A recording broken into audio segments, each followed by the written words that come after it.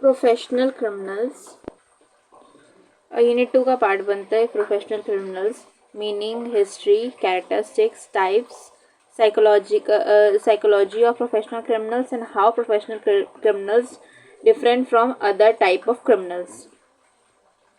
अब meaning of professional criminal यही है कि जो भी पर्सन इंगेज होता है क्रिमिनल एक्टिविटी में and as a way of life और ऑक्यूपेशन, मीन्स अपने लाइफ को लीड करने के लिए वो crime as an occupation opt कर लेता है, उसको बोलते हैं professional criminals. Unlike the ordinary criminals who may commit offence out of fit of anger, गुस्से में कर दिया, इम्पल्सिव होके कर दिया, या तो फिर सिचुएशन ऐसी थी कि उसने ऑफेंस कर लिया. लेकिन जो प्रोफेशनल क्रिमिनल्स होते हैं ना, वो चूज करते हैं क्राइम को as their career and often showing a high degree of specialisation, planning and skill. जो प्रोफेशनल क्रिमिनल्स होते हैं ना, वो एज अ करियर चूज करते हैं क्राइम को और उसके पास हायर डिग्री ऑफ, उसमें स्पेशलाइज रहते हैं ऑफेंस करने के लिए, प्लानिंग प्रॉपर करते हैं और उसमें स्किल्स रहती है उनकी, और इन देयर इलीगल एक्ट्स, वो अपना इलीगल एक्ट करने के लिए प्रॉपर माहिर लोग होते हैं. फिर हिस्ट्री क्या है प्रोफेशनल क्रिमिनल्स की, तो यही है कि एंशिएंट एंड मिडिवल टाइम में डेकोइटी बहुत कॉमन थी और सम ट्राइब्स थे, उनको क्या बोलते हैं, वो क्राइम को रिसॉर्ट करते थे अपनी आउट लिविंग के लिए. पुराने के समय में डकैती बहुत कॉमन चीज़ थी और उस टाइम पे बहुत सारे ऐसे ऐसे कबीले थे जो कि क्राइम को मतलब क्राइम ही उनका मेन पेशा था और वो थेफ्ट या रॉबरी करके अपना जीवन को गुजारते थे. अब जब ब्रिटिशर्स आए तो वो बहुत सारे ट्राइब को क्रिमिनलाइज कर दिए कि मतलब जो भी कई ट्राइब को डिक्लेयर कर दिए कि वो एक तरह के डिकायत हैं. ठीक है, उन लोग मतलब ये उनका पेशा है करके क्रिमिनल्स हैं ये, तो हेरिडेटरी क्रिमिनल्स का लेबल दे दिए उनको और उन्हीं को ही ज़्यादा सर्विलेंस करने लगे. ठीक है, जिस जिस जिस जिस ट्राइब में बहुत ज़्यादा ये मतलब कॉमन था ये प्रोफेशनल क्रिमिनल वाली सिस्टम, उस चीज़ को जो ब्रिटिशर्स थे वो सर्विलेंस कर दी, मीन्स उसको सुपरविजन करने लगे और ये ब्रांडिंग एक तरह की हो गई, उस ट्राइब की ब्रांडिंग हो गई कि वो ऑफिशियल मतलब क्रिमिनल्स हैं, प्रोफेशनल क्रिमिनल्स हैं.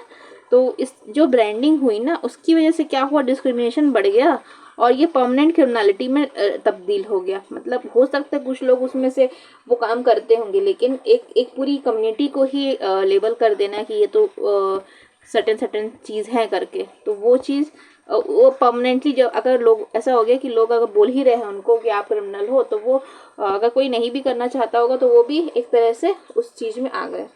फिर जो क्रिमिनल एक्ट था उसको रिपील और रिप्लेस कर दिया हैबिचुअल ऑफेंडर एक्ट में. बट जो लेबलिंग थी क्रिमिनल ट्राइब की, वो लोग अभी भी प्रॉब्लम फेस कर रहे हैं. पोस्ट इंडिपेंडेंट एरा में भी वो प्रॉब्लम फेस करते थे और वो लीगली फ्री है. मतलब जो जो ट्राइब एक्ट था ना, वो उनको मतलब एक तरह से कन्विक्ट करता था, उनको पनिशमेंट बनाता था कि ये ट्राइब के लोग ऐसा ऐसा करेंगे तो वो पनिशमेंट होगा करके उनके लिए. वो जो जो ट्राइब थे वो फ्री हो चुके थे, अब उन पे लेबल नहीं लगा है कि वो क्रिमिनल्स है. बट जो सोशल स्टिग्मा था मतलब सोसाइटी उस चीज़ को एक्सेप्ट नहीं कर पाई और लेबल जो था वो अभी भी चलता रहा. इसकी वजह से उनको सोशल स्टिग्मा, पॉवर्टी या फिर बहुत ज़्यादा पुलिस सस्पिशन को फेस करना पड़ा और उनके लिए हार्ड हो गया वापस सोसाइटी में इंटीग्रेट करने के लिए. फिर अर्बन प्रोफेशनल क्रिमिनल्स जो मुंबई अंडरवर्ल्ड है, वो new class of professional criminals है. यहाँ पे बहुत अलग अलग चीज़ें इन लोग करते हैं, जैसे स्मगलिंग हो गई, एक्सटॉर्शन हो गया, ड्रग ट्रैफिकिंग हो गई.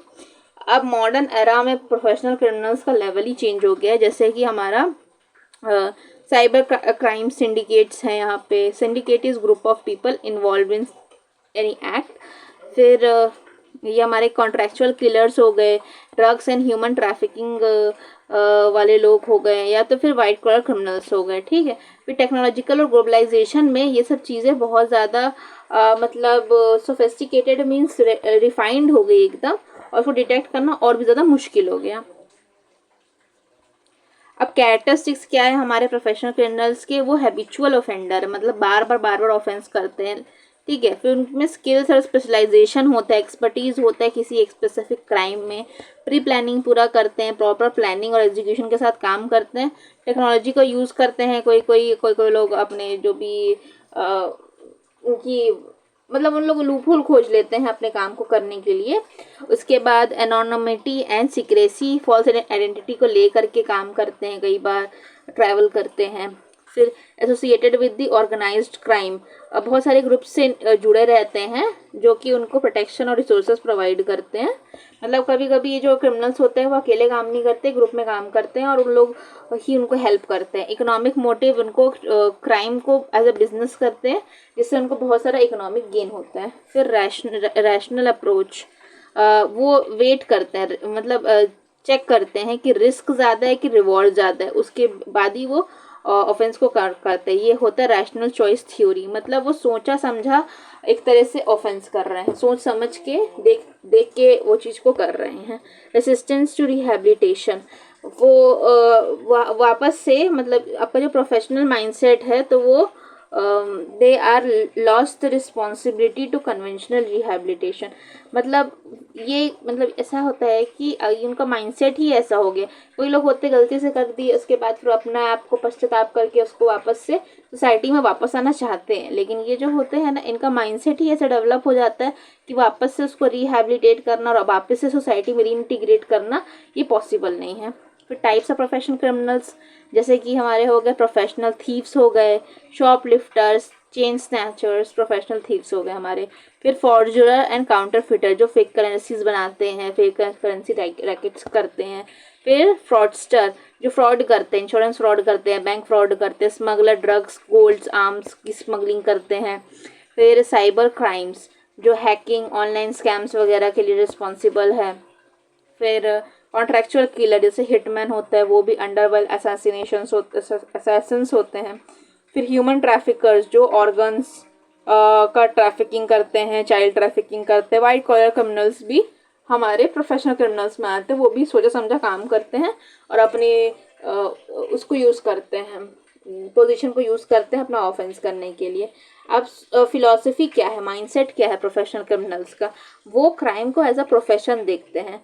दे view criminal activity as not a mistake, criminal activity is mistake नहीं है, वो कॉन्शियसली चूज करते हैं और ऑर्गेनाइज ऑक्यूपेशन में, मतलब एकदम उस चीज़ का तो प्रोफेशन ही, ऑक्यूपेशन ही देखते हैं। रैशनल चॉइस थ्योरी, वो वेट करते हैं, मतलब चेक करते हैं, वेट वाले वजन करते हैं किस चीज़ को, रिस्क को और रिवॉर्ड को, और चूज़ करते हैं क्राइम को ताकि बेनिफिट उनको रिसीव हो वो बहुत ज़्यादा, मतलब ज़्यादा हो, तभी बेनिफिट उनका बहुत ज़्यादा होना चाहिए जो उनके रिस्क है, तभी वो काम करते हैं, वरना वो नहीं करते हैं।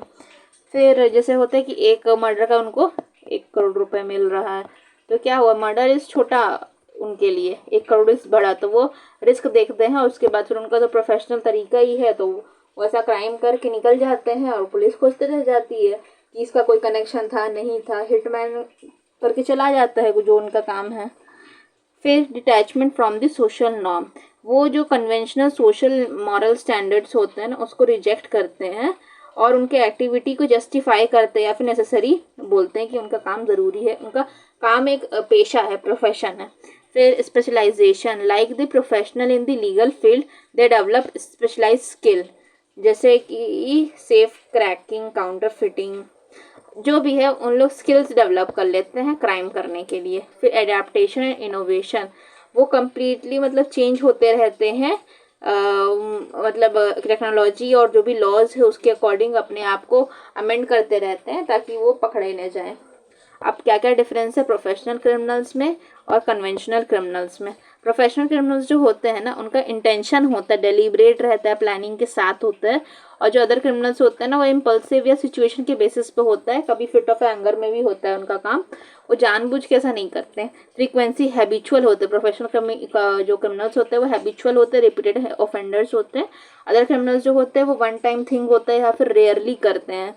एक मोटिव क्या रहता है इनका, इकोनॉमिक गेन से स्टेटस रहता है, ये काम करने के बाद मेरा नाम हो जाएगा या तो फिर ये काम करने के बाद मुझे बहुत सारे पैसे मिलेंगे।